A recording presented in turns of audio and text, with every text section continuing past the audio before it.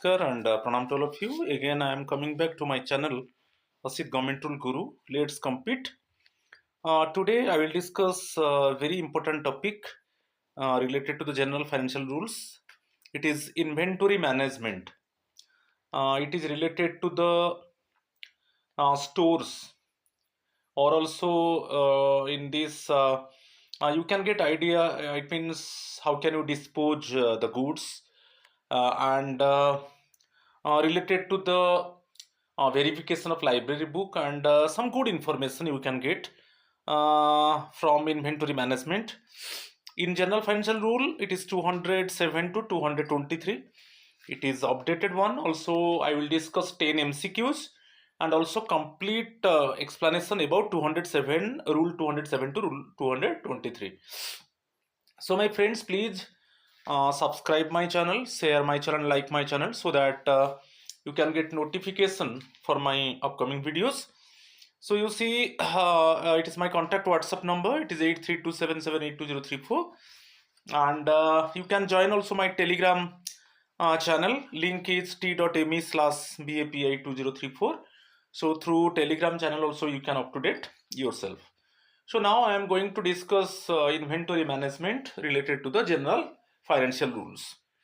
First, I will discuss 10 MCQs. Then I will discuss complete explanation of the rules 207 to rule 223. Right? You see the first question. It is given which of the below statement is correct one. आपको correct statement को dictate करना है. So nowadays actually these type of questions are coming in the examination. So you see 4 statement given. So you dictate the correct statement. First one, complete physical verification of books should be done every year in case of libraries having not more than 20,000 volumes.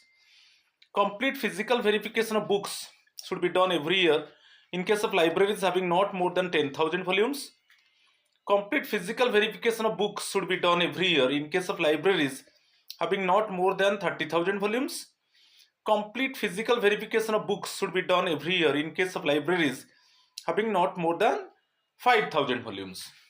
Actually, you remember, up to 20,000 volume, up to 20,000 volume, every year physical verification is there. Suppose in the library up to 20,000 volumes of book available, then every year complete physical verification is there up to 20,000.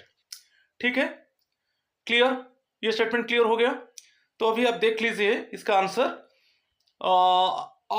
Option A, complete physical verification of books should be done every year in case of libraries having not more than 20,000 volumes. Right? ये correct answer bit A है. अच्छा, इसमें और मैं थोड़ा बता देता हूं.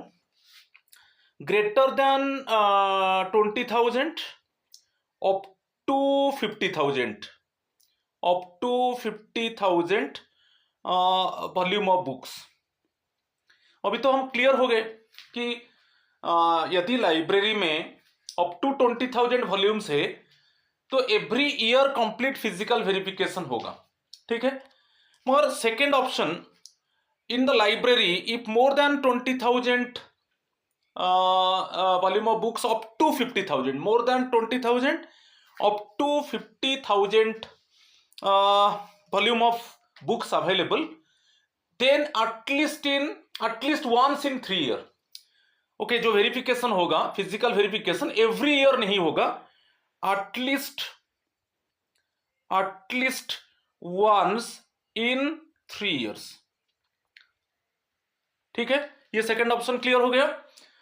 Okay, if the library consist of more than 20,000 volume of books up to 50,000 volume of books, then at least once in 3 years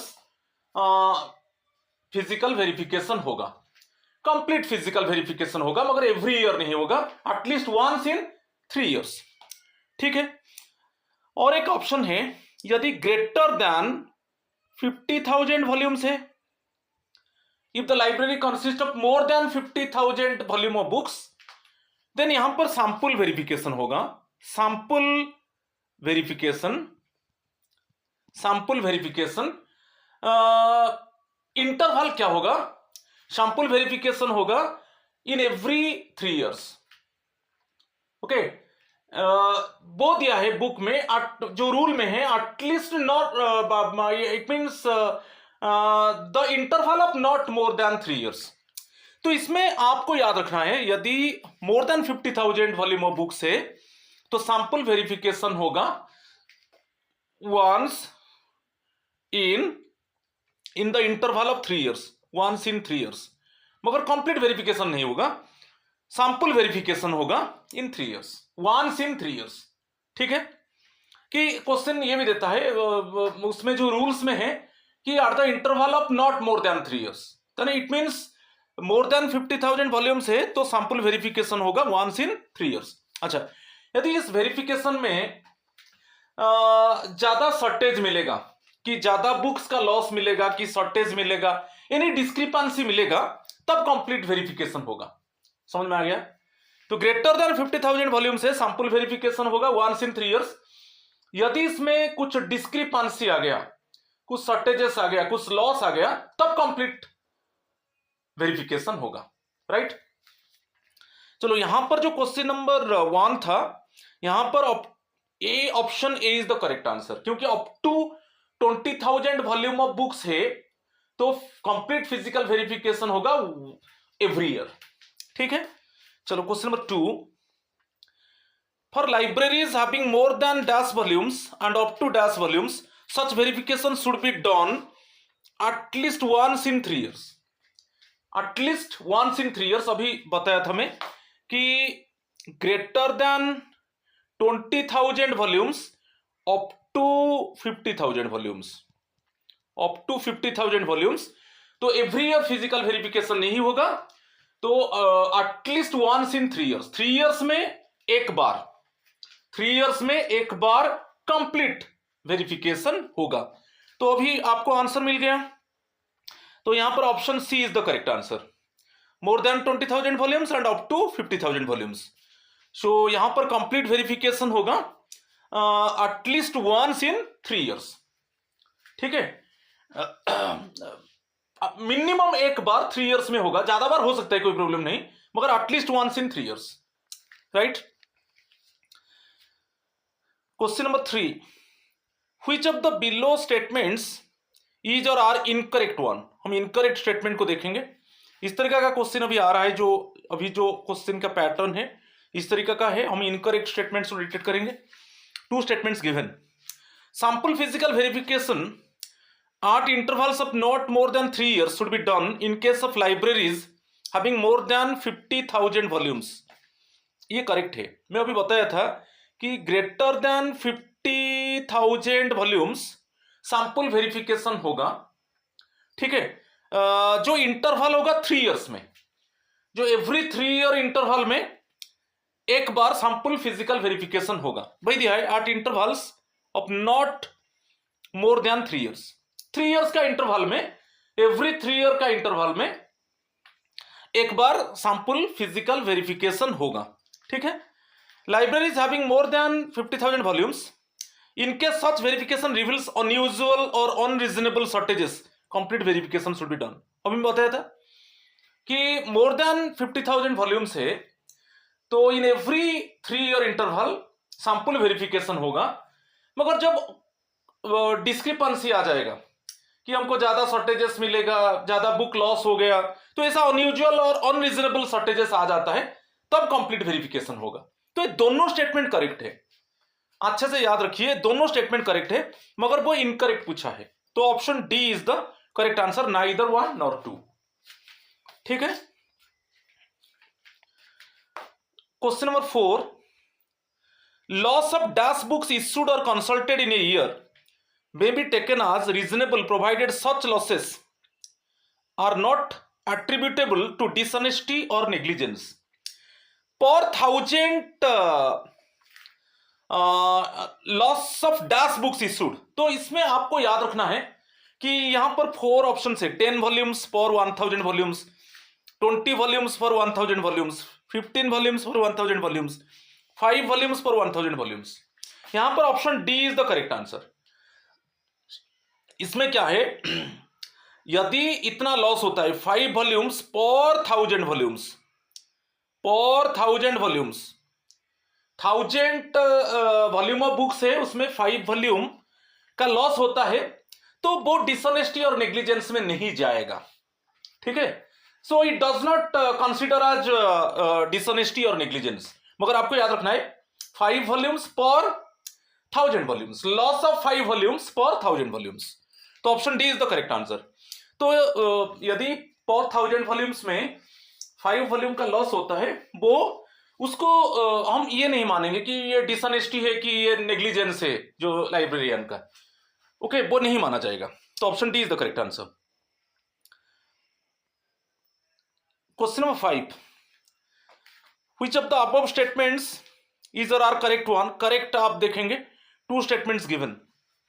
loss of a book of A valuable, loss of a book of A value exceeding rupees 1000 shall invariably be investigated and appropriate action taken। ये ठीक है। Suppose एक book जिसका value है more than 1000, इसका loss हो जाता है, तो वहां पर प्रॉपर इन्वेस्टिगेशन होगा और अप्रोप्रिएट एक्शन होगा। Loss of a book of A value, याद रखना है, यदि कोई ऐसा कॉस्टली बुक है जिसका वैल्यू मोर देन 1000 है, उसका लॉस हो जाता है, तब उस केस में इन्वेस्टिगेशन होगा और एक्शन भी होगा। ठीक है, नेक्स्ट वन, फर्स्ट जो स्टेटमेंट है करेक्ट है। Loss of rare books irrespective of value shall invariably be investigated and appropriate action taken. ऐसा कुछ रेयर बुक्स है उसका कोई वैल्यू नहीं है, ऐसा कुछ एक्सेप्शनल बुक्स है, रेयर बुक्स है जिसका कोई भी वैल्यू नहीं लेंगे, उसका लॉस हो जाता है, तब इन्वेस्टिगेशन होगा and appropriate action would be taken. तो ये दोनों स्टेटमेंट करेक्ट है। आपको याद रखना है कॉमन, जैसे कोई कॉस्टली बुक है जिसका वैल्यू मोर देन 1000 है और उसका लॉस हो जाता है, तो प्रॉपर इन्वेस्टिगेशन होगा और एक्शन भी लिया जाएगा। और वैसा ही कुछ ऐसा रेयर बुक से उसका कोई वैल्यू नहीं है, वहां पर कोई इरेस्पेक्टिव ऑफ वैल्यू, मगर रेयर एक्सेप्शनल बुक है, उसका लॉस हो जाता है, तो प्रॉपर इन्वेस्टिगेशन होगा, अप्रोप्रिएट एक्शन लिया जाएगा। तो ये दोनों स्टेटमेंट करेक्ट है। तो करेक्ट पूछा है तो option D is the correct answer. ठीक है, question number 6, surplus or obsolete or unserviceable goods of assessed residual value above dash should be disposed of by obtaining bids through advertised tender or public auction। तो यहां पर 3 चीज देखिए, surplus और obsolete और unserviceable goods. Surplus जो goods है वो सरप्लस है, सरप्लस गुड्स है। ऑब्सोलेट है, पुराना हो चुका है, आउटडेटेड हो चुका है। और अनसर्विसेबल है, अभी सर्विसेबल नहीं है, वो इसे पड़ा है। इस तरीके का गुड्स का जो रेसिडुअल वैल्यू है उसको असेस किया जाएगा, उसका जो परचेज प्राइस क्या था उसमें डेप्रिसिएशन को देख के माइनस कर देंगे, उसको रिजर्व प्राइस कहा जाता है। जैसे परचेज प्राइस माइनस उसका एक डेप्रिसिएटेड वैल्यू है, तो डेप्रिसिएटेड वैल्यू को माइनस कर देंगे। ठीक है, तो ऐसे असेस किया जाता है। जो असेसमेंट में बता देता हूं, सपोज गुड्स ओरिजिनल, सपोज एक एग्जांपल देता हूं, जैसे जो गुड्स को हम डिस्पोज करना चाहते हैं, ओरिजिनल प्राइस सपोज 1 लाख, मगर अभी डेप्रिसिएशन हम ले जाएंगे, डेप्रिसिएशन सपोज अभी है 40,000, डेप्रिसिएशन 40,000, तो रिजर्व प्राइस जो होगा वो होगा 60,000। असेस्ड वैल्यू जो रेसिडुअल वैल्यू होगा 60,000 होगा, ऐसे कैलकुलेट होता है। तो इसमें जो क्वेश्चन है आपको याद रखना है, सरप्लस और ऑब्सोलेट और unserviceable goods of assessed residual value above dash should be disposed of by obtaining bids through advertise tender और पब्लिक ऑक्शन। तो जो गुड्स को, ये जो सरप्लस गुड्स है कि ऑब्सोलेट गुड्स है कि अनसर्विसेबल गुड्स है, उसका असेस्ड रेसिडुअल वैल्यू कितना होने से उसको हम जो डिस्पोज करेंगे through advertise tender or through public auction, इसमें याद रखना है ग्रेटर देन 4 लाख। ठीक है, पहले ये ग्रेटर देन 2 लाख था, अभी greater than 4 lakh after amendment. ठीक है, इसको याद रखना है। यदि जो भी गुड्स है, जो सरप्लस गुड्स है कि अनसर्विसेबल है कि ऑब्सोलेट है, और उस तरीका का गुड्स को हम डिस्पोज करना चाहते हैं और उसका जो हम असेस कर दिया, उसका जो रेसिडुअल वैल्यू है वो मोर देन 4 लाख है। ठीक है, ये assessed residual value greater than 4 lakh, above 4 lakh, तब हम उसको जो डिस्पोज करेंगे हम एडवर्टाइज टेंडर में जाएंगे और पब्लिक ऑक्शन में जाएंगे, आइदर एडवर्टाइज टेंडर और पब्लिक ऑक्शन। तो option C is the correct answer. ठीक है, राइट। और इसमें क्वेश्चन आ जाता है कि आप पूछेंगे यदि residual value less than 4 lakh है, लेस देन 4 लाख, तब क्या किया जाएगा? तो लेस देन 4 लाख है तो उसका mode of disposal actually decide करेगा कॉम्पिटेंट अथॉरिटी। यदि जो गुड्स को जो सरप्लस है कि अनसर्विसेबल है कि ऑब्सोलेट है और उसका residual value, assessed residual value less than 4 lakh है, तब actually mode of disposal actually determined by the competent authority. उसको कैसे डिस्पोज किया जाएगा उसको कॉम्पिटेंट अथॉरिटी डिसाइड करेगा। ठीक है, मगर ग्रेटर देन 4 लाख हो जाता है रेसिडुअल वैल्यू, तब उसको जो डिस्पोज किया जाएगा तब आइदर एडवर्टाइज टेंडर और पब्लिक ऑक्शन। ठीक है, option C is the correct answer. चलो क्वेश्चन नंबर 7, फॉर सरप्लस और ऑब्सोलेट और unserviceable goods with residual value less than rupees 4 lakh, the mode of disposal will be determined by the competent authority keeping in view the, यहां पर क्या है, जो residual value है less than 4 lakh से, जो भी सरप्लस गुड्स है कि ऑब्सोलेट गुड्स है कि अनसर्विसेबल गुड्स है, उसका जो assessed residual value less than 4 lakh है, तो वहां पर जो मैं अभी बताया था कि कॉम्पिटेंट अथॉरिटी एक्चुअली डिटरमाइन करेगा कि मोड ऑफ डिस्पोजल क्या होगा। मगर उसमें कुछ पॉइंट्स है, ये क्यों इसको कॉम्पिटेंट अथॉरिटी डिस्पोज करना चाहता है, क्योंकि ये कुछ 3 पॉइंट को आपको ध्यान देना है। एक है to avoid accumulation of such goods, ये करेक्ट है, क्योंकि उसको हम अक्यूमुलेट ऐसे करके रखते हैं, to stack up these goods actually unnecessarily, तो इसका अक्यूमुलेशन अननेसेसरी है। और है कुछ स्पेस ब्लॉकेज करता है, ये भी है। ठीक है, ये जो सरप्लस गुड्स है कि अनसर्विसेबल है कि ऑब्सोलेटेड है, जो आउटडेटेड है, इसको कुछ स्पेस वो ब्लॉक करके कुछ स्पेस वो ऑक्यूपाई करके रखा है। ठीक है, और उसका value day by day deteriorate हो रहा है, क्योंकि डेप्रिसिएशन होगा ना, डे बाय डे उसका वैल्यू डेटोरेट कम हो रहा है। तो ये 3 चीज को लिया जाता है, तो फिर कॉम्पिटेंट अथॉरिटी डिसाइड करता है कि इसको डिस्पोज कर दिया जाएगा। तो यहां पर जो option D is the correct answer.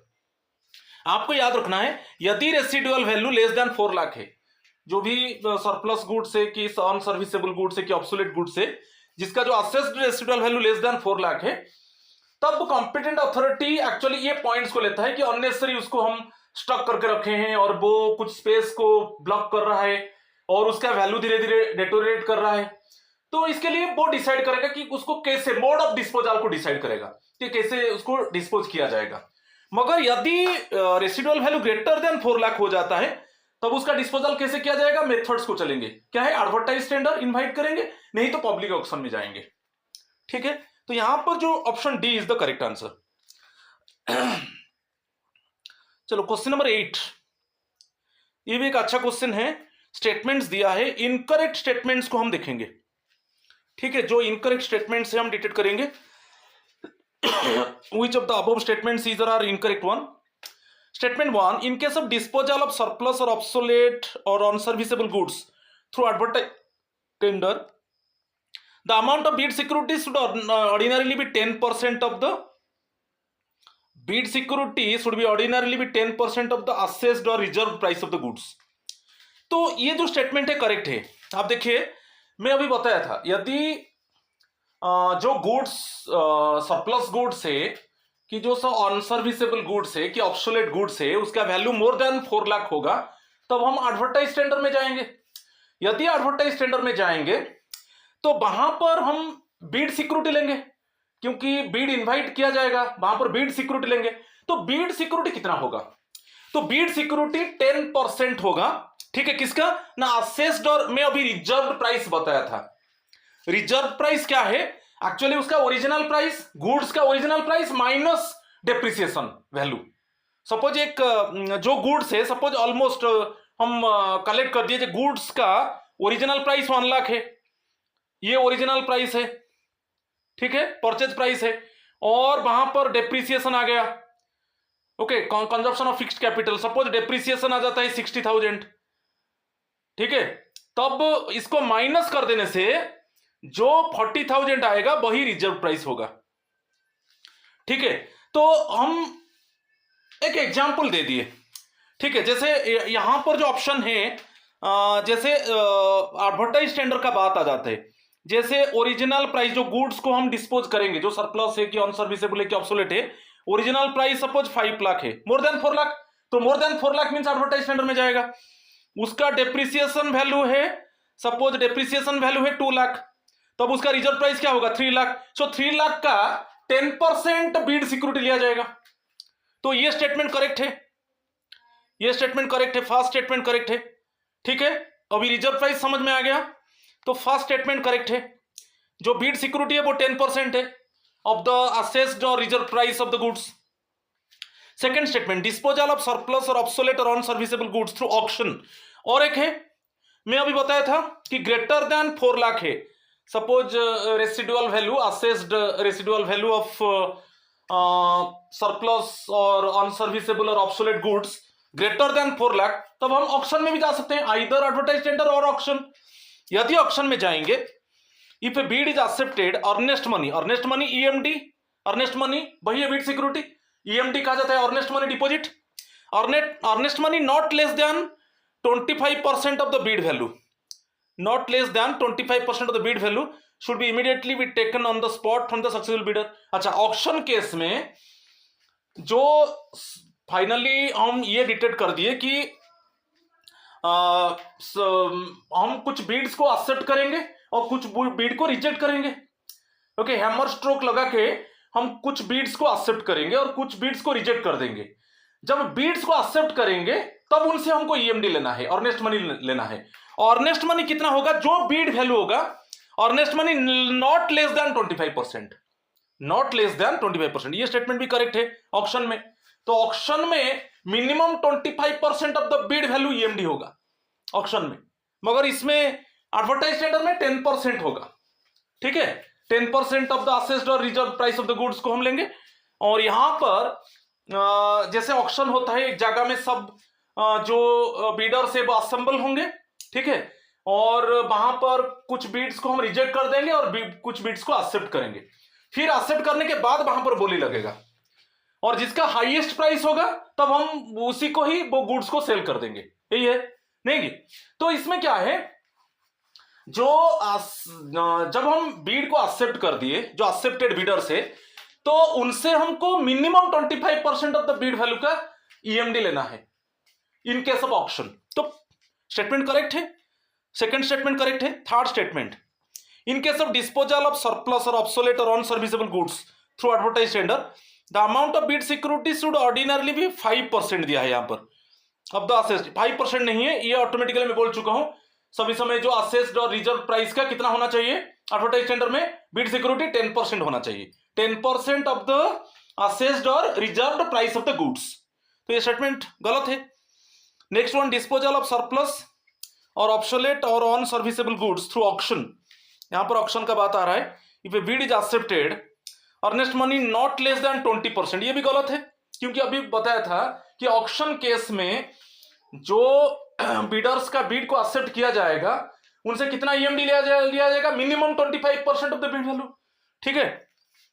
तो ये स्टेटमेंट भी गलत है। तो यहां पर इनकरेक्ट पूछा है, इनकरेक्ट आपको मिल गया स्टेटमेंट 3 और 4, option B is the correct answer, ठीक है। Question number 9, which of the below statements is or are correct one? Correct statements को देखेंगे। 4 statements given, register of fixed assets such as plant, machinery, equipment, furniture, fixtures etcetera in the form GFR 22, ये correct है। जो भी fixed asset, GFR 22 एक form है, वो fixed assets के लिए, उसका पूरा फॉर्मेट, फॉर्म मींस एक रजिस्टर होता है, उसका फॉर्मेट होता है, ये सीरियल नंबर है, जो फिक्स्ड एसेट्स का इट मीन सीरियल वाइज लिखा जाएगा, कौन सा डेट में परचेज किया गया था, ठीक है, और वाउचर का नंबर क्या है, सप्लायर का किस सप्लायर से खरीदा गया था और उसका पूरा एड्रेस क्या है, ये सब डिटेल्स एक फॉर्मेट होता है। तो वो जीएफआर फॉर्म जीएफआर 22 याद रखिए फिक्स्ड एसेट्स के लिए एक रजिस्टर होता है, ये करेक्ट है।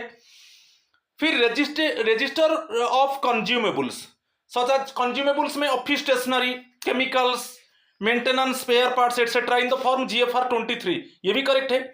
जो जीएफआर 23 एक्चुअली फॉर्म होता है उसके हिसाब से रजिस्टर बनता है, तो उसमें ओनली कंज्यूमेबल्स को हम लेंगे, जैसे ऑफिस स्टेशनरी है कि केमिकल्स है, कुछ स्पेयर पार्ट्स है, वो उसमें आएगा। तो वो रजिस्टर का जो फॉर्मेट होगा वो फॉर्म जीएफआर 23 के फॉर्मेट में होगा, ये बहुत इंपॉर्टेंट है। तो फिक्स्ड एसेट्स जो फॉर्म रहेगा जीएफआर 22 के हिसाब से ओके रजिस्टर होगा, और उसमें आइटम्स को बेसिकली मेंशन किया जाएगा, रिकॉर्ड मेंटेन किया जाएगा। कंज्यूमेबल्स के लिए GFR 23, register of library books in the form GFR 18, ये भी करेक्ट है।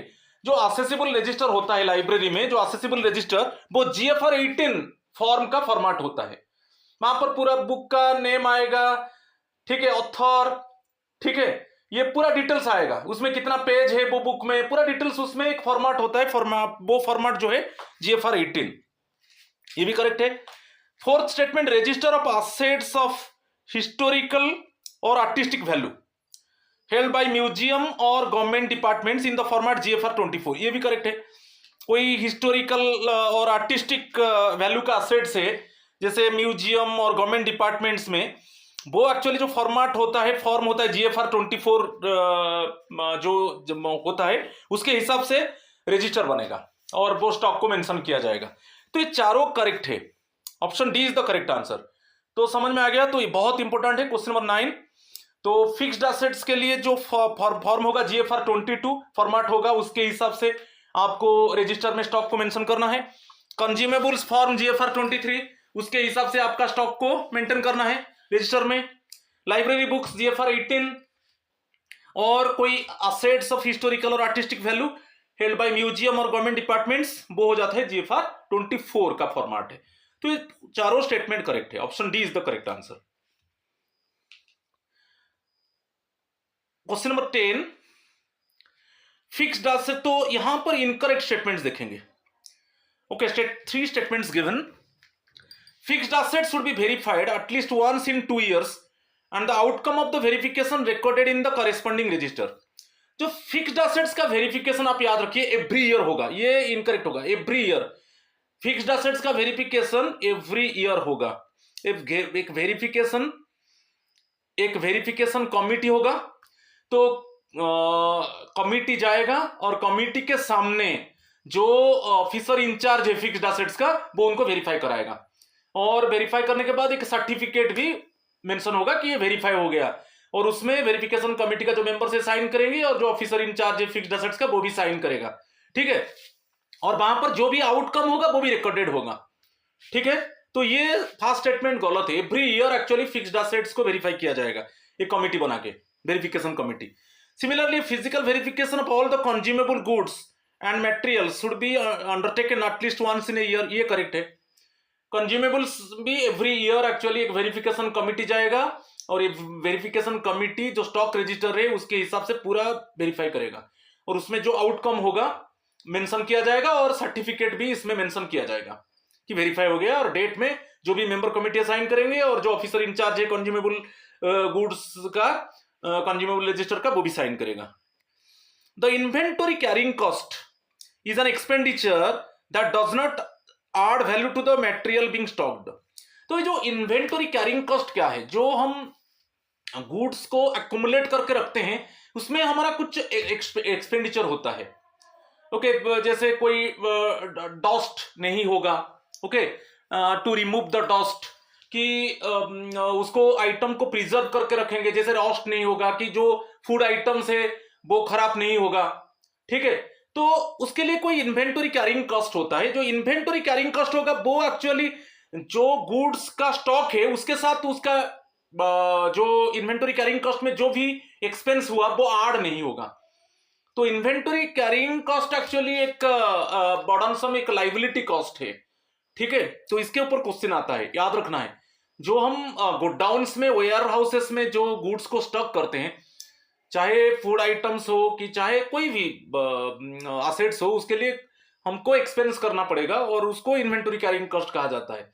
So that some items actually जैसे कोई सपोज कॉपीज है कि एनी अदर आइटम्स है that can not be infected, कि ऐसा फूड आइटम्स है जिसको हम प्रिजर्व करने के लिए अच्छे से प्रिजर्व करने के लिए उसको भी हम एक्सपेंस करेंगे. तो ये सब चीज आ जाता है इन्वेंटरी कैरिंग कॉस्ट. उसमें जो खर्च होगा वो एक्चुअली जो गुड्स का स्टॉक है उसके साथ ऐड नहीं होगा. तो ये स्टेटमेंट भी करेक्ट है. ठीक है, तो इसमें इनकरेक्ट पूछा है तो फर्स्ट स्टेटमेंट इनकरेक्ट है, ओनली वन, तो option A is the correct answer. ठीक है, आज ये 10 क्वेश्चंस था. मैं थोड़ा एक पैटर्न आपको दे दिया कि कैसे क्वेश्चन आ रहा है, what type of questions now, what type of questions coming in the examination. It is the latest pattern. So statements correct incorrect ऐसे क्वेश्चन पूछ रहा है, तो you must prepare actually according to this, right. चलो अभी हम complete explanation को चलेंगे, डिटेल्ड एक्सप्लेनेशन. इन्वेंटरी मैनेजमेंट में बताया था रूल 207 और रूल 223. ठीक है, तो फर्स्ट रूल 207 क्या है, कुछ बेसिक रूल्स है. ओके, जो some basic rules are there, some basic procedures are there, some basic guidelines are there related to the stock of goods, related to the accumulation of goods. Okay, तो ये तो बहुत common चीज है. contain the basic rules applicable to all ministries और departments regarding inventory management. तो इसमें यदि क्वेश्चन आएगा रूल के ऊपर आएगा. कहां पर बेसिक रूल्स है related to the inventory management? in which rule of GFR basic rules related to the inventory management is refined? तो ऐसे यदि पूछेगा रूल 207 जो है वो कुछ बेसिक रूल्स के ऊपर एम्फसाइज किया है. ठीक है, जो बेसिक रूल्स को फॉलो किया जाएगा related to the stock of goods, right. इसमें और ज्यादा कुछ नहीं आएगा. चलो रूल 208, रिसिप्ट ऑफ गुड्स. ये बहुत इंपॉर्टेंट है. Receipt of goods and materials from private suppliers. जब सप्लायर्स, प्राइवेट सप्लायर्स, जब हम प्राइवेट सप्लायर से गुड्स को रिसीव करते हैं तो क्या हमको वहां पर एक्चुअली हमको क्या देखना है, what type of things actually we must see when the officer in charge actually receive the goods from the private suppliers. तो उसमें फर्स्ट उसको काउंट करना है, उसको मेजर करना है. सपोज मेजरमेंट का जरूरत है, मेजर करना है. उसका वेट, सपोज वेट करना है तो वेट करना है. और उसको हम देखेंगे कि स्पेसिफिकेशन, उसका क्वांटिटीज को देखना है, क्वांटिटीज आर करेक्ट. क्वालिटी को देखेंगे अकॉर्डिंग टू द स्पेसिफिकेशन, क्योंकि पहले जब हम ऑर्डर दिया था, जब इंडेंट प्रोसेस हुआ था, तब ऑर्डर दिया गया था, तब उसमें क्लियरली सप्लायर्स को बोला गया था कि इस तरीके का क्वालिटी, इतना this type of quality of good actually we must receive and this much of quantity of goods okay we want to receive. ठीक है, वो ये सब दिया गया था. तो उसमें आप फर्स्ट काउंट कर लो, यदि मेजरमेंट है मेजर कर लो, यदि वेट करना है वेट कर लो, क्वालिटी को देख लो अकॉर्डिंग टू स्पेसिफिकेशन है कि नहीं, और क्वांटिटीज को देख लो. ठीक है, तो ये देखने के बाद, और डैमेज और deficiency, there is no damage and deficiency in the materials. तो ये सब चीज को आप देख लो. ठीक है, जो ऑफिसर इंचार्ज है वो जब गुड्स एक्चुअली रिसीव करेगा सप्लायर से, ये चीज को ध्यान देना है. ठीक है, चाहे मेजरमेंट है, चाहे क्वालिटी है, चाहे वेट है, चाहे काउंट है, चाहे क्वांटिटी है. ठीक है, तो चाहे डैमेज और डेफिशिएंसी है, इसको वो देखेगा, अच्छे से चेक करना है.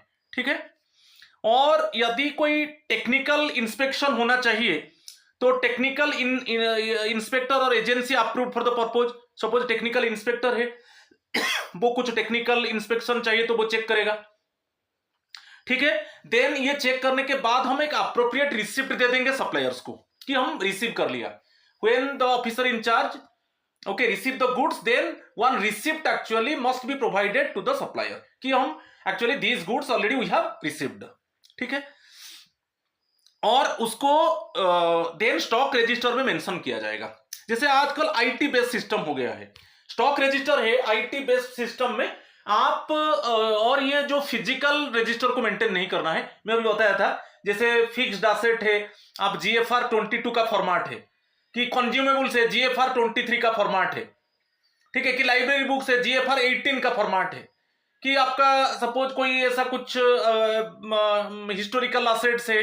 ठीक है, जो रेयर एसेट्स है जिसमें हम म्यूजियम और जो गवर्नमेंट डिपार्टमेंट्स में उसको शो करते हैं, ठीक है, तो उसका GFR 24 फॉर्मेट है। तो आप आईटी बेस्ड सिस्टम में उसको रख सकते हो, नहीं तो आपको पूरा एक एक मटेरियल को स्टॉक रजिस्टर में मेंशन करना है, सीरियल वाइज स्टॉक गुड्स का नाम लिखना है, सप्लायर का एड्रेस लिखना है, कौन सा डेट में रिसीव किया और वाउचर नंबर क्या है, डिटेल्स, और उसका कॉस्ट क्या है, सब डिटेल्स, उसका जो फॉर्मेट है अभी जो मैं बताया, GFR 22 fixed asset, GFR 23 consumables, GFR जैसे 18 है लाइब्रेरी बुक्स, और GFR 24 है जो हिस्टोरिकल एसेट्स, जो म्यूजियम में शो होता है कि गवर्नमेंट डिपार्टमेंट्स में कुछ हिस्टोरिकल एसेट्स को शो किया जाता है, ठीक है। तो ये हो गया 208। तो basically receipt and maintain in stock register. Rule 209, receipt और issue of goods and materials from internal divisions of the same organisation.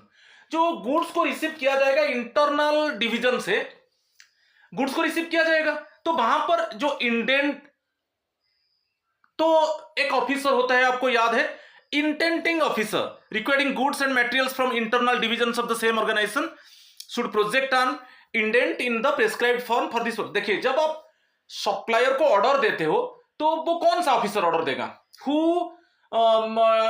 Give order to the supplier, तो वो जो इंडेंटिंग ऑफिसर है वो ही ऑर्डर देगा, जो इंटेंडिंग ऑफिसर है वही ऑर्डर देगा। तो वो क्या करेगा, he this respective officer actually collect goods from the internal division, internal division से गुड कलेक्ट करेगा और उसको मेजर भी करेगा, ओके।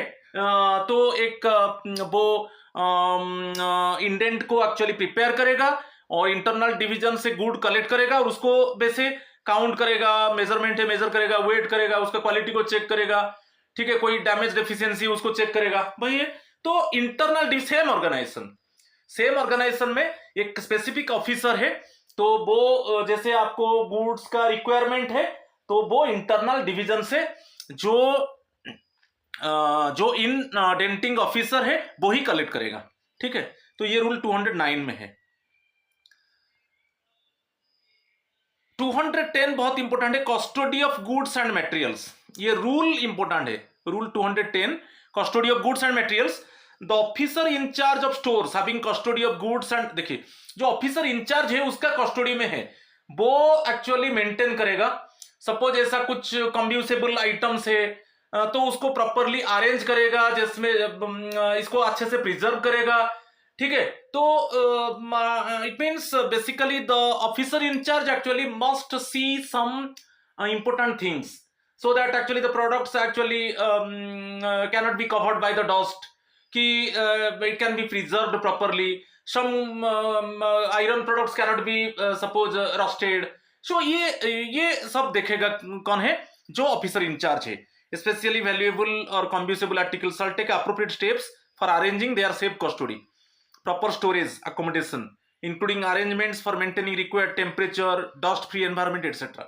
तो ये जो इसके ऊपर यदि क्वेश्चन आता है, रूल 210 जो है रूल के ऊपर क्वेश्चन आ सकता है, custody of goods and materials, कौन सा GFR का कौन सा रूल में है, रूल 210। तो जो ऑफिसर इंचार्ज है उसका कस्टडी में गुड्स है, तो वो कैसे उसको प्रिजर्व करके रखेगा, उसका प्रॉपर स्टोरेज एकोमोडेशन को देखेगा, उसका प्रॉपर अरेंजमेंट करेगा, और जैसे कौन सा टेम्परेचर, मिनिमम टेम्परेचर चाहिए गुड को प्रिजर्व करने के लिए, कैसे डस्ट फ्री एनवायरनमेंट होगा, और कोई कंब्यूसेबल आर्टिकल्स है तो उसको अच्छे से अरेंज किया जाएगा। ये सब चीज ऑफिसर इंचार्ज जो स्टोर का है वो देखना चाहिए। तो basically proper arrangement and maintaining of the goods actually it is under the custody of the officer in charge, ठीक है। तो रूल को यहां पर याद रखना है, रूल रिलेटेड रूल क्वेश्चन आ सकता है। यहां पर लिस्ट एंड अकाउंट्स 211, ये भी बहुत इंपॉर्टेंट है।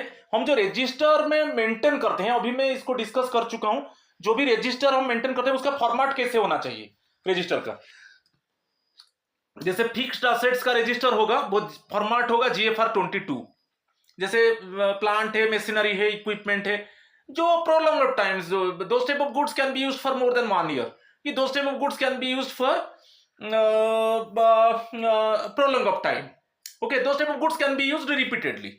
तो वही है प्लांट, मशीनरी, इक्विपमेंट, फर्नीचर, तो उसका GFR 22 फॉर्मेट होगा। तो उसके लिए रजिस्टर होगा, उसका फॉर्मेट में क्लियरली मेंशन होगा, सीरियल नंबर क्या है, कौन सा डेट में परचेज किया गया, वाउचर नंबर क्या है, सप्लायर का एड्रेस क्या है और कितना क्वांटिटी है, उसका कॉस्ट प्राइस क्या है, ओरिजिनल मैन्युफैक्चरिंग प्राइस क्या है, ओरिजिनल प्राइस क्या है, सब डिटेल्स मेंशन होगा। सिमिलरली कंज्यूमेबल्स, जो कंज्यूमेबल गुड्स है जैसे ऑफिस स्टेशनरी है, केमिकल्स है, मेंटेनेंस स्पेयर पार्ट्स, ये सब GFR 23 फॉर्मेट में रजिस्टर में मेंटेन होगा। लाइब्रेरी बुक्स जो असेसिबल रजिस्टर है वो फॉर्मेट होगा GFR 18। और कोई असेट्स ऑफ हिस्टोरिकल और आर्टिस्टिक वैल्यू है जो म्यूजियम और गवर्नमेंट डिपार्टमेंट्स में शो होता है वो GFR 24। इसी फॉर्मेट में अकाउंट्स को मेंटेन किया जाएगा, जो रजिस्टर है रजिस्टर को मेंटेन किया जाएगा। ठीक है, तो फिक्स्ड असेट्स, कंज्यूमेबल्स, ये सब रजिस्टर का फॉर्मेट है, वही रजिस्टर का फॉर्मेट को आपको याद रखना है। ठीक है, ये जो GFR 22, GFR 23, इसके ऊपर क्वेश्चन आपको आ सकता है। ठीक, किस फॉर्मेट में एक्चुअली फिक्स्ड असेट्स का रजिस्टर मेंटेन होगा, किस फॉर्मेट में कंज्यूमेबल रजिस्टर मेंटेन होगा, कि किस फॉर्मेट में लाइब्रेरी बुक्स मेंटेन होगा। ठीक है, तो ये रूल 211 है, लिस्ट एंड अकाउंट्स। ठीक है, rule 212, hiring out of fixed assets. तो यहां पर यदि फिक्स्ड असेट्स को हायर किया जाएगा, जो फिक्स्ड असेट्स है, कोई ऐसा मशीन है कि टूल्स इक्विपमेंट्स है जो कोई लोकल बॉडीज को, ठीक है, उसको यदि हायर किया जाएगा, यहां पर दे दिया है, is hire to local bodies, contractors और अदर्स। ठीक है, ये जो गवर्नमेंट सपोज उसका ओनर गवर्नमेंट है फिक्स्ड असेट का, उसको हायर कर दिया जाएगा, सपोज लोकल बॉडीज को कि कॉन्ट्रैक्टर को, अदर्स, तो उनमें प्राइस भी चार्ज किया जाएगा। ठीक है, और जो प्राइस उनसे रिकवरीज होगा वो on the historical cost. Historical cost क्या है, एक मशीन, तो मशीन वो कितना ईयर का है, सपोज मशीन नया है, ज्यादा प्राइस एक्चुअली रिकवरी किया जाएगा, मशीन पुराना है तो कम प्राइस रिकवरी किया जाएगा, यदि हायर किया जाएगा लोकल बॉडीज को कि कॉन्ट्रैक्टर्स को कि आउटसाइड, वो वही है हिस्टोरिकल कॉस्ट, कंफ्यूजन नहीं होना है। यदि हम एक जैसे हम ट्रैवल एजेंसी से, जैसे हम एक सपोज कार हायर करते हैं ट्रैवल के लिए, हम देखते हैं नया है वो ज्यादा प्राइस चार्ज करता है, यदि पुराना कार है वो कम प्राइस चार्ज करता है पर किलोमीटर, तो वैसा ही हिस्टोरिकल कॉस्ट। यदि कोई ऐसा गवर्नमेंट एसेट है जिसको हायर किया जाएगा, suppose it can be hired by local bodies और it can be hired by the contractor and others, they must pay price to the government department, तो वो प्राइस अकॉर्डिंग टू द, वो जो price actually fix होगा according to historical cost. Historical cost वही है, ये नया है ना पुराना है, if the asset is new one then more price actually charged, okay, from the basically local bodies, contractors and others, those actually basically they took the asset of the government, right? तो वही है historical cost, इसमें कोई confusion नहीं होना है, इसके ऊपर क्वेश्चन आ सकता है, मैं इसको अंडरलाइन कर दिया, हिस्टोरिकल कॉस्ट के ऊपर क्वेश्चन आ सकता है। यदि कोई government assets actually hired to others, then price recovered from them according to historical cost. ठीक है, ये 212 है। 213(1) ये फिजिकल वेरिफिकेशन, ये बहुत इंपॉर्टेंट है, ये रूल को याद रखिए। ये तो एवरी डिपार्टमेंट में फिजिकल एसेट्स का वेरिफिकेशन होता है, चाहे फिक्स्ड एसेट्स है कि कंज्यूमेबल्स है, तो एवरी ईयर एक वेरिफिकेशन कमिटी होगा और वेरिफिकेशन कमिटी जाएगा और वेरिफिकेशन कमिटी पूरा चेक करेगा, तो ऑफिसर इंचार्ज उनको काउंट कराएगा और फिर नेक्स्ट में पूरा काउंट होने के बाद वो रजिस्टर में रिकॉर्डेड होगा। ठीक है, और एक सर्टिफिकेट भी इसमें इशू किया जाएगा और वेरिफिकेशन कमेटी का साइन रहेगा और ऑफिसर इंचार्ज का साइन रहेगा। तो यहां पर फिक्स्ड एसेट्स का ये जो रूल 213 सबसेक्शन 1 है, ये फिक्स्ड एसेट्स के लिए मैं बताया था, एवरी ईयर फिक्स्ड एसेट्स का वेरिफिकेशन होगा, ये देखो अंडरलाइन, ये इंपॉर्टेंट है। ठीक है, और कोई भी डिस्क्रिपेंसीज है तो उसको इन्वेस्टिगेट किया जाएगा और ब्रॉट टू अकाउंट। ठीक है, तो जो भी आउटकम होगा उसको एवरी ईयर फिक्स्ड एसेट्स को वेरीफाई करेगा वेरिफिकेशन कमेटी, और कोई भी आउटकम्स आता है वो रजिस्टर में रिकॉर्डेड होगा, और यदि कुछ डिस्क्रिपेंसीज है, कुछ लॉस है, कुछ ऐसा कुछ डैमेज है कि लॉस है, तो उसमें उसको प्रॉपरली इन्वेस्टिगेटेड किया जाएगा और ब्रॉट टू द अकाउंट। ठीक है, क्योंकि वहां पर लॉस हो जाता है, अननेसेसरी लॉस हो जाता है, डैमेज हो जाता है, उसका लाइफ स्पैन खत्म नहीं हुआ है मगर फिर भी डैमेज हो गया क्योंकि नेग्लिजेंस के वजह से कि लॉस हो गया, तो जो अकाउंटेबिलिटी फिक्स किया है, जो भी ऑफिसर इंचार्ज होगा उससे ही एक्चुअली रिकवर किया जाएगा। ठीक है, तो ये फिक्स्ड एसेट्स के लिए। और अभी रूल 213(2) जो है सब सेक्शन, ये जो है physical verification of consumable items. ठीक है, ये भी एवरी डिपार्टमेंट में कंज्यूमेबल आइटम्स को एवरी ईयर उसका फिजिकल वेरिफिकेशन होता है। एटलीस्ट ये इंपॉर्टेंट है, should be undertaken at least once in a year. भाई वेरिफिकेशन कमिटी जाएगा, चेक करेगा, और यदि कोई डिस्क्रिपेंसीज है तो appropriate action taken by the authority. इसमें कुछ लॉस हो जाता है, ठीक है, तो काउंट किया जाएगा। यदि लॉस हो जाता है, जो भी ऑफिसर इंचार्ज है उनसे रिकवरी किया जाएगा। ठीक है, और नेक्स्ट वन जो प्रोसीजियर फॉर वेरिफिकेशन, ये भी बहुत इंपॉर्टेंट है। ये जो फिक्स्ड एसेट्स है कि जो कंज्यूमेबल्स है उसका जो वेरिफिकेशन एवरी ईयर होता है, उसका प्रोसीजियर क्या है भाई। ये 213 सबसेक्शन 3 के ऊपर, ये रूल के ऊपर क्वेश्चन आ सकता है। ठीक है, क्या प्रॉपर प्रोसीजियर है। Okay, so in which rule of GFR actually proper procedure is there for verification of fixed assets and consumable items. तो भाई ये वेरिफिकेशन कमिटी बनेगा, और वेरिफिकेशन कमिटी जो ऑफिसर इंचार्ज है उसके सामने वेरिफिकेशन कमिटी चेक करेगा, और एक सर्टिफिकेट इश्यू होगा। भाई रजिस्टर में बैक साइड में एक सर्टिफिकेट लिखा जाएगा कि इस डेट में उसको वेरीफाई किया गया। ठीक है, और उसमें कोई डिस्क्रिपेंसी नहीं मिला, यदि डिस्क्रिपेंसी मिला वो पूरा डिटेल से सर्टिफिकेट वहां पर लिखा जाएगा, और उसमें कमिटी जो वेरिफिकेशन कमिटी मेंबर साइन करेंगे और ऑफिसर इंचार्ज साइन करेगा।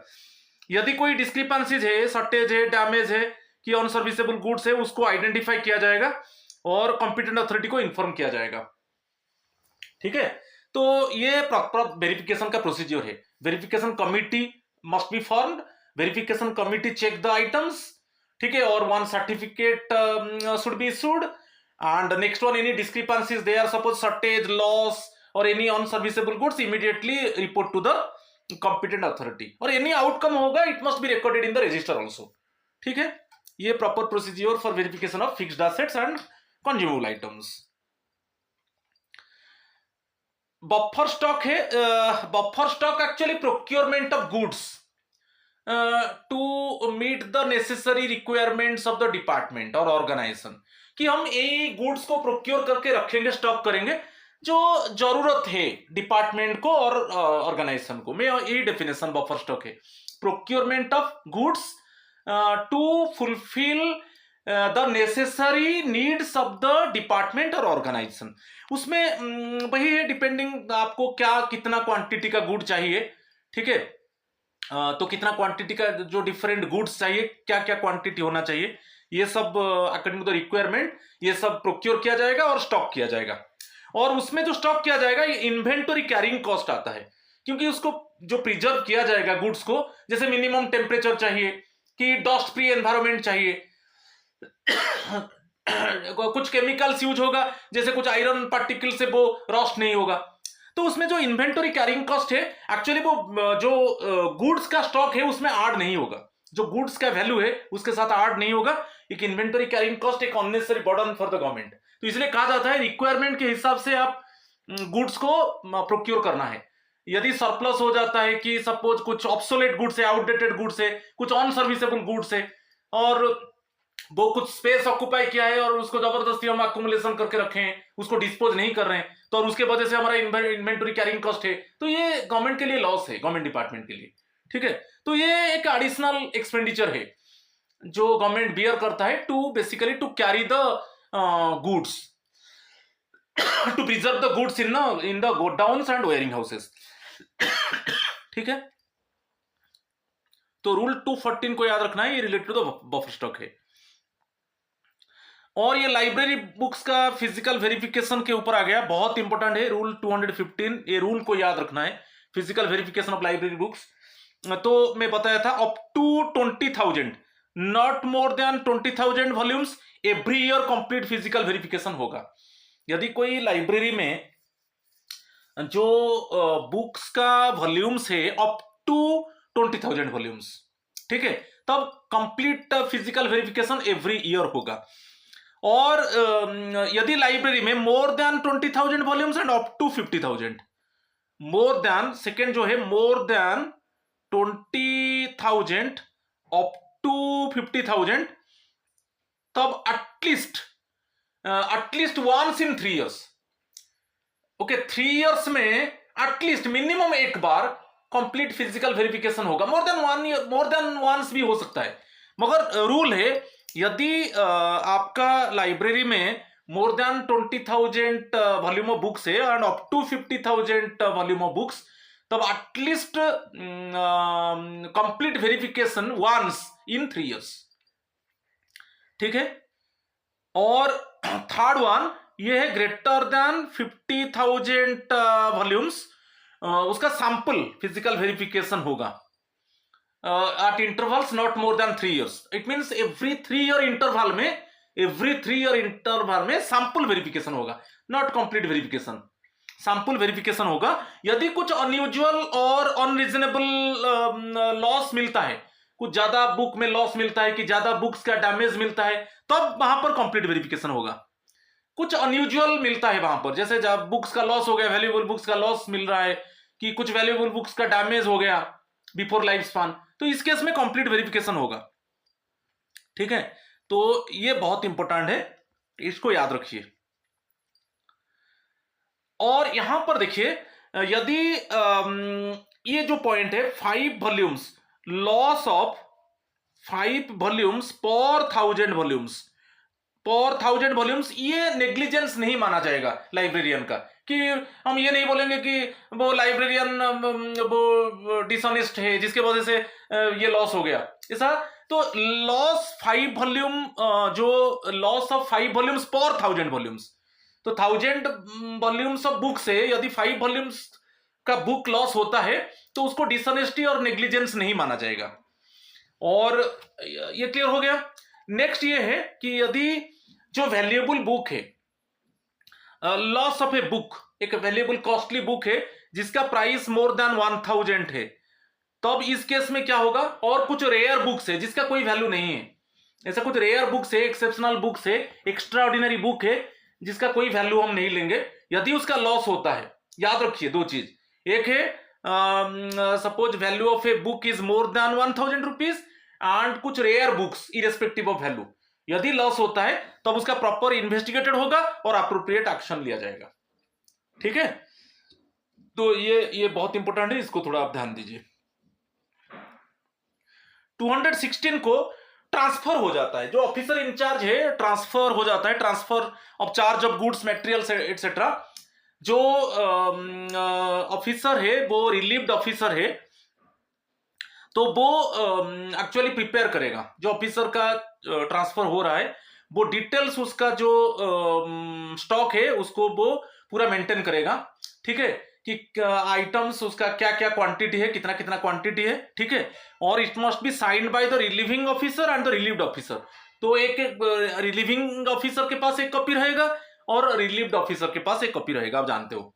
ठीक है, तो आपका जब भी ट्रांसफर होता है, आपके पास स्टॉक है, आप उसको अच्छे से मेंशन कर दीजिए। ठीक है, मेंशन करके आपका जो रिलीविंग ऑफिसर है, जो आपका अथॉरिटी है, कॉम्पिटेंट अथॉरिटी, उनका साइन 2 कॉपीज करके साइन करना है। तो एक कॉपी कॉम्पिटेंट अथॉरिटी रखेंगे और जो रिलीव्ड ऑफिसर है वो एक कॉपी रखेगा, और बाकी यदि जिसको चार्ज हैंडओवर किया जाएगा वो भी एक कॉपी लेगा। ठीक है, तो इसको ये रूल 216 है। रूल 217 ये डिस्पोजल ऑफ गुड्स के ऊपर है, ये बहुत इंपॉर्टेंट है। तो कब हम डिस्पोज करेंगे, यदि हमारा सरप्लस ऑब्सोलेट मींस आउटडेटेड और unserviceable should be recorded by the authority competent to purchase that. Actually competent authority वो रिकॉर्ड करेगा, वो अल्टीमेटली देखेगा कि ये सरप्लस है, कि ये ऑब्सोलेट गुड्स है, कि अनसर्विसेबल आइटम्स है। जो competent authority, actually competent authority के पास पावर है, वो एक्चुअली उसके पास फाइनेंशियल डेलीगेशन पावर है, तो उसका ऑर्डर से ही गुड्स प्रोक्योर किया जाता है डिपार्टमेंट और ऑर्गेनाइजेशन में। तो वो जो कॉम्पिटेंट अथॉरिटी वही ऑर्डर करेगा, ये जो सरप्लस आइटम्स है, कि ऑब्सोलेट आइटम्स है और अनसर्विसेबल गुड्स है, जो अननेसेसरी स्पेस ब्लॉकेज कर रहा है और उसको अननेसेसरली हम अक्यूमुलेट करके रखे हैं और उसका वैल्यू धीरे धीरे डेटोरेट हो रहा है, तो उसको डिस्पोज करना है, तो वो ही डिसाइड करेंगे। तो एक कमिटी कॉन्स्टिट्यूट किया जाएगा। ओके, इसको डिस्पोज करने के लिए एक appropriate committee must be formed and committee actually constitute by the competent authority, okay, according to the direction of the competent authority. ठीक है, और द बुक वैल्यू, ये बहुत, the book value, guiding price and reserve price में बताया था। वो क्या है, जैसे जो गुड्स को हम डिस्पोज करेंगे, जो सरप्लस गुड्स है, कि जो अनसर्विसेबल गुड्स है, कि जो ऑब्सोलेट गुड्स है, सपोज उसका purchase original original purchase price, देखो मैं बता देता हूं, ओरिजिनल परचेज प्राइस है सपोज 5 लाख है जो गुड्स का, और उसमें हम डेप्रिसिएशन देखेंगे। ऑलरेडी डेप्रिसिएशन हो गया ना, वो assets actually every year depreciate होता है, तो डेप्रिसिएशन हम यहां पर सपोज ₹2 लाख कर देंगे। तो अभी माइनस करने के बाद एक्चुअली जो असेस्ड वैल्यू है, असेस्ड रेसिडुअल वैल्यू इसको बोलते हैं, ये जो 3 लाख है ये असेस्ड रेसिडुअल वैल्यू, ठीक है। तो ये इंपॉर्टेंट है।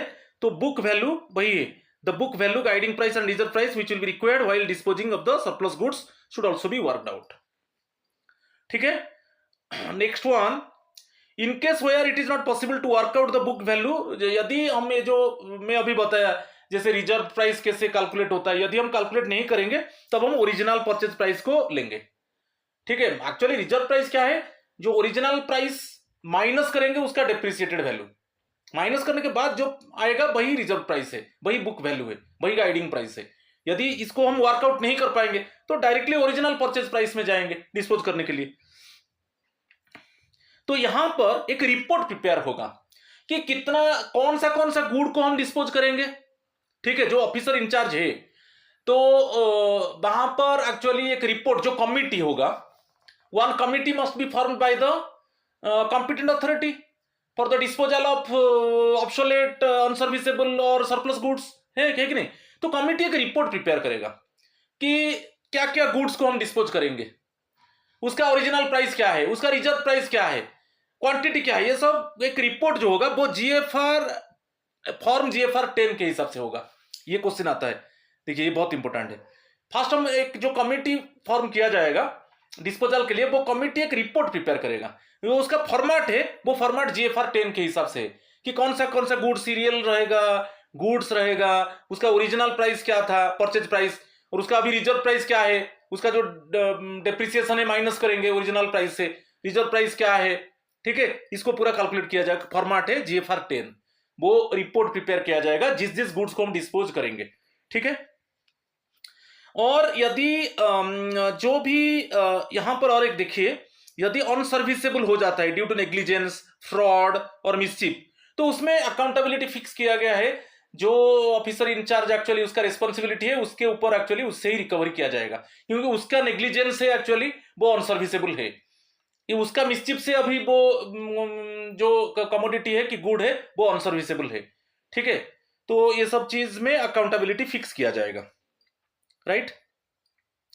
चलो नेक्स्ट वन, यदि कुछ हाजार्डस वेस्ट है, स्क्रैप बैटरीज है, इलेक्ट्रॉनिक वेस्ट है, ये 3 चीज को देखिए। यहां पर जो मिनिस्ट्री ऑफ एनवायरमेंट, इसके ऊपर क्वेश्चन आता है, ministry of environment and forest है, उसका गाइडलाइंस के हिसाब से इस तरीके का जो हाजार्डस वेस्ट है, कि स्क्रैप बैटरीज है, कि इलेक्ट्रॉनिक वेस्ट है, उसको डिस्पोज किया जाएगा जो according to the guidelines of ministry of environment and forest, ठीक है। ये बहुत इंपॉर्टेंट है, इसको थोड़ा आपको ध्यान देना है, अंडरलाइन में कर दिया, इसके ऊपर क्वेश्चन आ सकता है। अभी मोड्स ऑफ डिस्पोजल को चलेंगे, 218, ये बहुत इंपॉर्टेंट है, रूल 218, कैसे हम डिस्पोज करेंगे, क्या मोड्स है। यदि जो सरप्लस और ऑब्सोलेट और unserviceable goods of assessed residual value less than ₹4 lakh, assessed residual value, assessed क्या है, ओरिजिनल प्राइस माइनस डेप्रिसिएशन, ये है रिजर्व प्राइस, यही है रिजर्व प्राइस। ये रिजर्व प्राइस जब लेस देन 4 लाख होगा, ओरिजिनल प्राइस है, अभी जो गुड्स को हम डिस्पोज करेंगे, जो सरप्लस है कि अनसर्विसेबल है कि ऑब्सोलेट है, उसका डेप्रिसिएशन हम देखेंगे, तो डेप्रिसिएशन को जो माइनस कर देंगे ओरिजिनल प्राइस से, वो रिजर्व प्राइस हो जाएगा, और वही है असेस्ड रेसिडुअल वैल्यू। यदि उसका वैल्यू लेस देन 4 लाख होगा तो जो उसका मोड ऑफ डिस्पोजल होगा वो कॉम्पिटेंट अथॉरिटी डिसाइड करेंगे, ठीक है। इसको कोई एडवर्टाइज टेंडर में कि पब्लिक ऑक्शन नहीं जाएगा लेस देन 4 लाख से, जो ये याद रखिए, असेस्ड रेसिडुअल वैल्यू जिसको रिजर्व प्राइस कहा जाता है, ठीक है। उसमें कॉम्पिटेंट अथॉरिटी डिसाइड करेगा कि कैसे उसको डिस्पोजल होगा। अच्छा, यहां पर कॉम्पिटेंट अथॉरिटी क्यों डिसाइड करे, क्या क्या पॉइंट को लेगा? वो ये लेता है कि अभी ये गुड्स को हम अक्यूमुलेट कर रहे हैं, उसमें अननेसेसरली कैरिंग कॉस्ट जा रहा है, to avoid accumulation of such goods, क्योंकि उसके लिए इन्वेंटरी कैरिंग कॉस्ट हम दे रहे हैं, और कुछ स्पेस को ब्लॉकेज कर रहा है, और धीरे धीरे उसका वैल्यू डिटोरिएट हो रहा है, तो अभी बेटर है उसको हम डिस्पोज करेंगे। मगर जो मोड ऑफ डिस्पोजल होगा वो एक्चुअली वो डिसाइड करेगा कॉम्पिटेंट अथॉरिटी। ठीक है, यदि जो residual value less than 4 lakh है, जो गुड्स को हम डिस्पोज करेंगे, जो सरप्लस अनसर्विसेबल और जो ऑब्सोलेट गुड्स को डिस्पोज किया जाएगा, उसका residual value, not original price हम लेंगे, वहां पर रेसिडुअल वैल्यू को लेंगे। Residual value means original price minus depreciation value. ठीक है, और यदि उसका residual value greater than 4 lakh से, ये बहुत इंपॉर्टेंट है, यदि assessed residual value greater than 4 lakh से, तब उसको आइदर एडवर्टाइज टेंडर और पब्लिक ऑक्शन में उसको डिस्पोज किया जाएगा। आइदर इनवाइट किया जाएगा एडवर्टाइज टेंडर और पब्लिक ऑक्शन। ठीक है, क्लियर। और नेक्स्ट वन यहां पर दिया है कि सर्टन सरप्लस और ऑब्सोलेट और unserviceable goods such as expired medicine, food grains, ammunition etcetera, ये हजार्डस है, इसको इमीडिएटली डिस्ट्रॉय कर देना है, डंप कर देना है। ठीक है, जो एक्सपायर्ड मेडिसिन है, प्रॉपर गाइडलाइंस में मेडिसिन से एक्सपायर्ड हो चुका है, उसको क्यों हम अक्यूमुलेट करके रखेंगे, उसको इमीडिएटली डंप कर दिया जाएगा, और उसको आइसोलेटेड प्लेसेस में डंप कर दिया जाएगा। और एक्सपायर्ड फूड ग्रेन है, वो हेल्थ हाजार्ड होगा ये फूड ग्रेन को कंज्यूम करने से। और कुछ हाजार्डस जो अम्युनिशन है तो अनफिट है, तो उसको वो ये सब चीज को रखेंगे तो एनवायरमेंटल पोल्यूशन होगा, हेल्थ हाजार्ड होगा, एनवायरमेंटल पोल्यूशन होगा। तो उसके लिए क्या होगा, प्रॉपर मेथड को अडॉप्ट करके वो इस तरीके के गुड को डिस्ट्रॉय कर दिया जाएगा और डंप कर दिया जाएगा। ठीक है,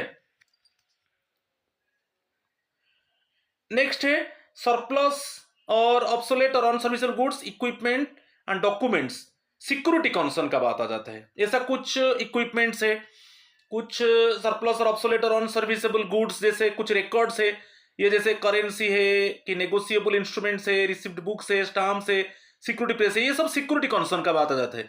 तो उसको ऑफिशियल सीक्रेट्स का बात आ जाता है।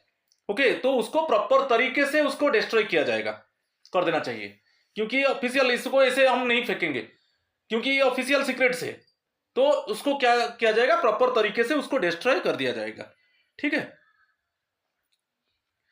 चलो अभी जो एडवर्टाइज टेंडर में चलेंगे, अभी मैं बताया था यदि residual value more than 4 lakh है, assessed residual value of obsolete और अनसर्विसेबल और आपका सरप्लस गुड्स जो है, सरप्लस है कि अनसर्विसेबल है कि ऑब्सोलेट है, तो उसका assessed residual value greater than 4 lakh है, आइदर हम एडवर्टाइज टेंडर में पब्लिक ऑक्शन में जाएंगे। अच्छा, यदि एडवर्टाइज टेंडर में जाएंगे, हम बिडिंग डॉक्यूमेंट्स को प्रिपेयर करेंगे और टेंडर इनवाइट करेंगे, और बीड ओपनिंग होगा, ओपनिंग ऑफ बीड्स, एक पर्टिकुलर डेट होगा कि प्लेस होगा, नहीं कि पर्टिकुलर डेट में बीड ओपन होगा पर्टिकुलर प्लेस में, और उसको एनालिसिस एंड एवेलुएट किया जाएगा, और कौन सा हाईएस्ट बीडर, हाईएस्ट जो प्राइस में लेना चाहता है, selection of highest responsive bidder, उसको डिटेक्ट करेंगे अल्टीमेटली। तो बीडिंग डॉक्यूमेंट्स प्रिपेयर होगा, बीडिंग इनवाइट होगा, फिर बीड ओपन होगा, उसमें एनालिसिस किया जाएगा, इवैल्यूएशन किया जाएगा बीड्स को, फिर हम देखेंगे कौन सा बीडर एक्चुअली हाई प्राइस देना चाहता है। ठीक है, और उससे हम collection of sale value, bidder से हम सेल वैल्यू लेंगे। ठीक है, कलेक्शन ऑफ सेल वैल्यू, तारे एक रिलीज ऑर्डर हम उसको देंगे कि आपको सेल किया गया। ठीक है, और release of the sold goods to the selected bidder को रिलीज कर दिया जाएगा, और जो अनसक्सेसफुल बीडर्स है उनसे जो बीड सिक्योरिटी लिया गया था, अर्नेस्ट मनी डिपॉजिट, उनको रिटर्न कर दिया जाएगा। ठीक है, और बिडिंग डॉक्यूमेंट ये भी इंपॉर्टेंट, ये सब चीज आप जानते हो एडवर्टाइज टेंडर में, ये सब preparation of bidding documents, invitation of beads, opening of beads, evaluation of beads. ठीक है, और एवेल्युएट करने के बाद प्रोग्रेसिव बीडर जो हाई प्राइस में लेना चाहता है, और उसको एक जो सेल ऑर्डर हम देंगे, उसको हम सेल कर रहे हैं कि ऑर्डर उसको देंगे, और उससे सेल प्राइस को कलेक्ट करेंगे, जो प्राइस में वो खरीदा वो पूरा प्राइस उससे कलेक्ट करेंगे। ठीक है, और ये सब चीज है, और गुड्स को रिलीज करेंगे, ये है। और जो अनसक्सेसफुल बीडर्स है, उनका उनका जो बीड सिक्योरिटी हम उसको रिटर्न कर देंगे, ये सब चीज होता है। और बीडिंग डॉक्यूमेंट में क्लियरली मेंशन होता है कि कौन सा डेट में कौन सा लोकेशन में बीड को ओपन किया जाएगा, on which date bid would be open और इन व्हिच लोकेशन, ये भी मेंशन होगा, ठीक है। और भी इंपॉर्टेंट है कि इस बीडिंग डॉक्यूमेंट्स में क्लियरली मेंशन होगा कि बीडर्स जाकर इंस्पेक्ट भी कर सकते हैं गुड्स को। जिस गुड्स को कंसर्न डिपार्टमेंट डिस्पोज करना चाहते हैं, तो जो बीडर्स एक्चुअली वो अप्लाई करेंगे, तो बिफोर अप्लाइंग बीड्स वो भी इंस्पेक्ट कर सकते हैं वो गुड्स को, ठीक है। ये भी बीडिंग डॉक्यूमेंट में मेंशन होगा, ठीक है। इसके ऊपर भी क्वेश्चन आ सकता है, so that the Bidder's can inspect the goods before bidding, है इंस्पेक्ट कर सकते हैं बिफोर बिडिंग। वो बिडिंग डॉक्यूमेंट अप्लाई करने से पहले जाकर वो डिपार्टमेंट जो चाहता है जो गुड्स को डिस्पोज करने के लिए, उसको वो चेक कर सकते हैं, ठीक है। और बीड सिक्योरिटी का बात आएगा, कितना बीड सिक्योरिटी देगा, 10%। ये देखिए 10% किसका ना, जो असेस्ड रेसिडुअल वैल्यू है, ओके, जितना असेस्ड रेसिडुअल वैल्यू है उसका 10% उनसे बीड सिक्योरिटी लिया जाएगा, okay. The amount of bid security should, और ये बहुत इंपॉर्टेंट है, the amount of bid security should ordinarily be 10% of the assessed और reserve price of the goods, इसको याद रखना है, ठीक है। और the bid of the highest acceptable responsive bidder should normally be accepted, however if the price offered by that bidder is not acceptable। अच्छा, हम देखेंगे कि जो बिडिंग डॉक्यूमेंट में जो जिसका प्राइस हाई है वो एक्सेप्ट करेगा, उसके साथ हम भी नेगोशिएट कर सकते हैं कि और थोड़ा प्राइस ज्यादा दे दो, ठीक है। ये दिया है if the price offered by the bidder, जो बिडर फाइनली हम जो प्रोस्पेक्टिव बिडर है, जो हाई प्राइस में वो गुड्स को खरीदना चाहते हैं, ठीक है, तो वो बिडर से अल्टीमेटली वही bidder actually finally successful bidder है, तो उससे हम नेगोशिएट करेंगे, थोड़ा और ज्यादा प्राइस दे दो, क्योंकि आप जो प्राइस ऑफर किया है वो ठीक सही नहीं है, आप और ज्यादा प्राइस लो, उसके साथ नेगोशिएशन किया जाएगा वो बिडर के साथ। अल्टीमेटली हम क्या करेंगे, सभी बिडिंग डॉक्यूमेंट ओपन करने के बाद हम देखेंगे कि एक बिडर है जो हाई प्राइस दिया है, वही तो है, मगर उसका प्राइस को हम जब देखेंगे वो भी सही नहीं है, वो थोड़ा कम लग रहा है, तो उसके साथ हम नेगोशिएशन करेंगे और थोड़ा ज्यादा प्राइस दे दो, ठीक है, ये भी हो सकता है। इनके साथ negotiation does not provide the desired result, यदि वो नेगोशिएशन ठीक, माने हम तो प्रोस्पेक्टिव बिडर को देख लिया उसका प्राइस, क्योंकि उसका प्राइस ही हाई था, उसके साथ थोड़ा नेगोशिएट कर ली कि ये जो प्राइस आप ऑफर कर रहे हो ये actually it is less than the minimum, तो आप थोड़ा प्राइस ज्यादा दे दो।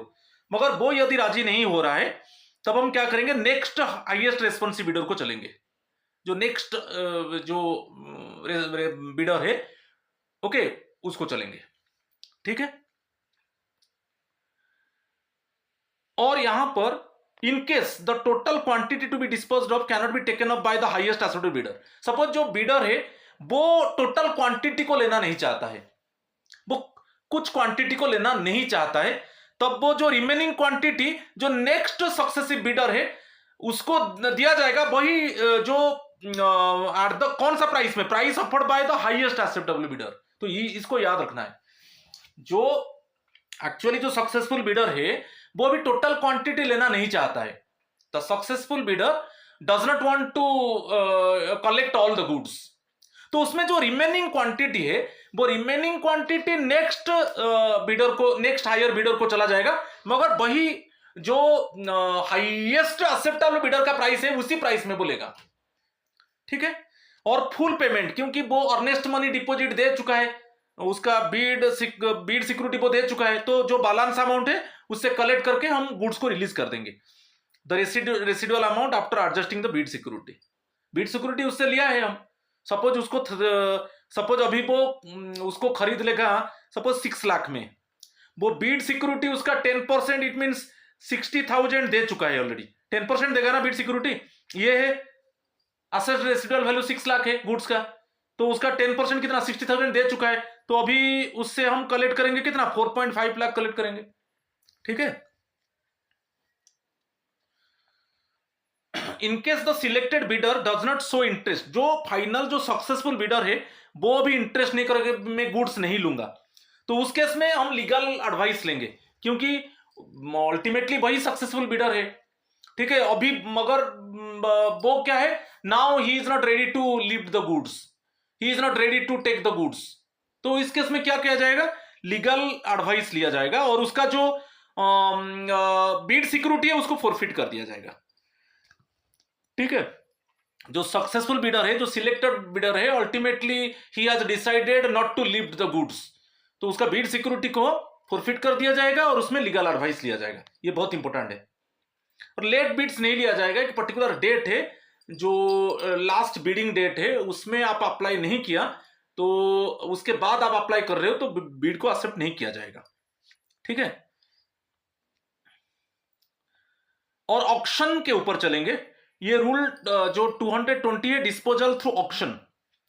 क्योंकि मैं बताया था जब residual value of goods greater than 4 lakh है, हम आइदर एडवर्टाइज टेंडर में चलेंगे और पब्लिक ऑक्शन में चलेंगे।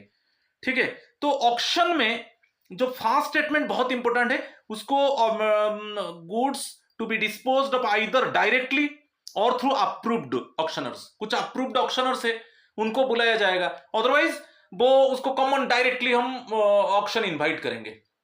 और कुछ अप्रूव्ड ऑक्शनर्स है तो ऑक्शनर्स को बुलाएंगे।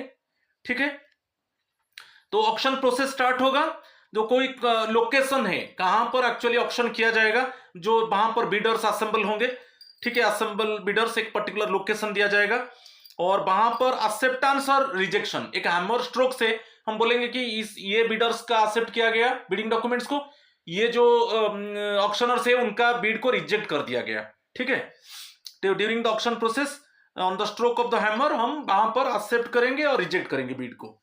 ठीक है, और ये बीड इज एक्सेप्टेड, यदि जिन ऑक्शनर का बीड को एक्सेप्ट किया जाएगा उनसे ईएमडी लिया जाएगा, अर्नेस्ट मनी डिपॉजिट।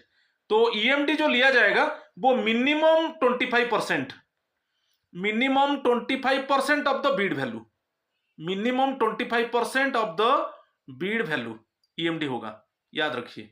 ठीक है, तो वही है, तो जिनका बीड को एक्सेप्ट किया जाएगा not less than 25% of the bid value, तो minimum 25% of the bid value उनसे लिया जाएगा।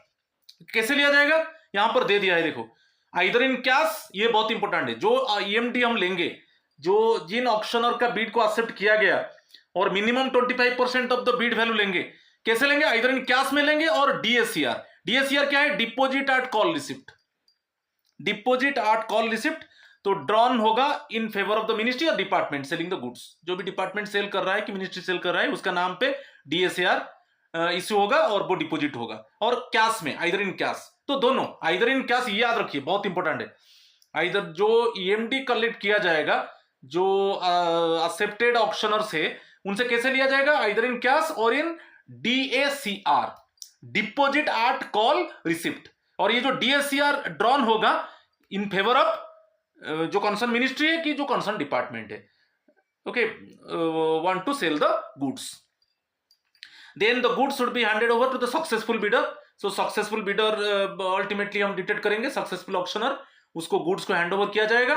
और बाकी जो हम ऑक्शनर है उनसे हम ईएमडी लिए थे, जो अनसक्सेसफुल ऑक्शनर है उनको हम रिटर्न कर देंगे उनका सिक्योरिटी को।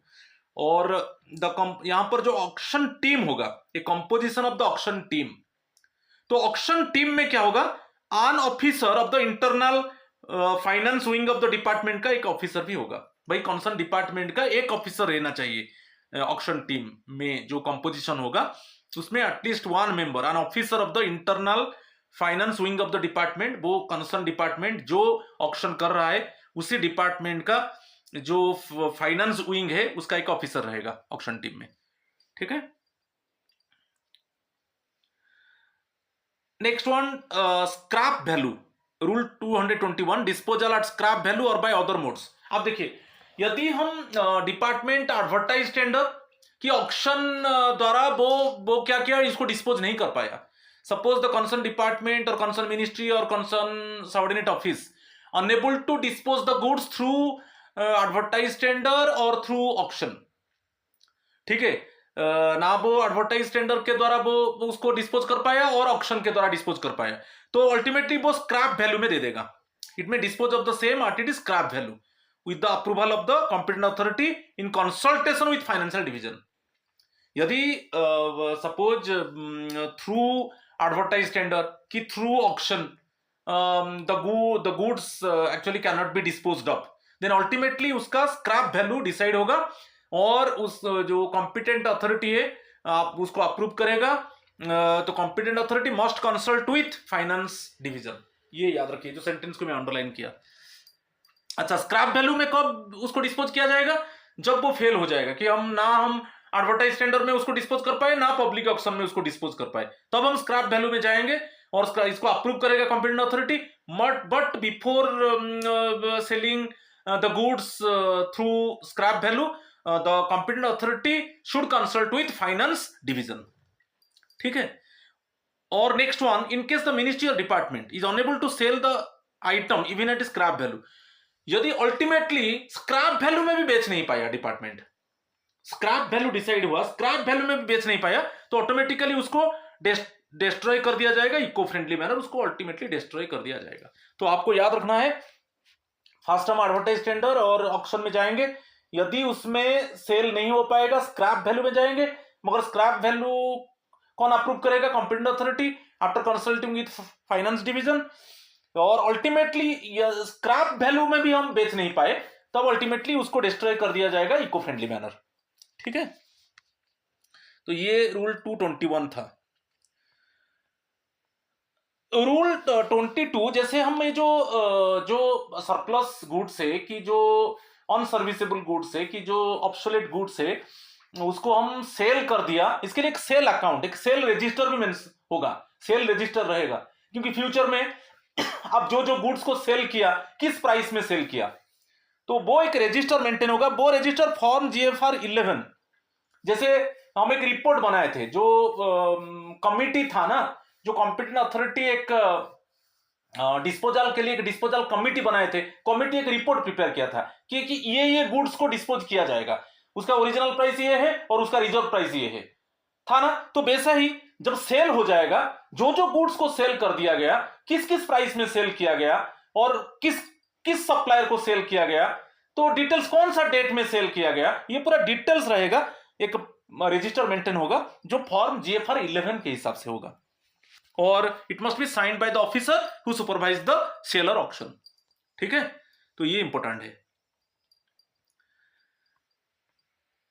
और write off, powers to write off, rule 223(1), powers to write off actually जिसके पास जो delegation of financial power rules को जाइए, वहां पर राइट ऑफ का प्रोसीजर है, मगर जो कॉम्पिटेंट अथॉरिटी के पास फाइनेंशियल डेलीगेशन पावर है वो वही राइट ऑफ कर सकता है, लॉस को राइट ऑफ कर सकता है।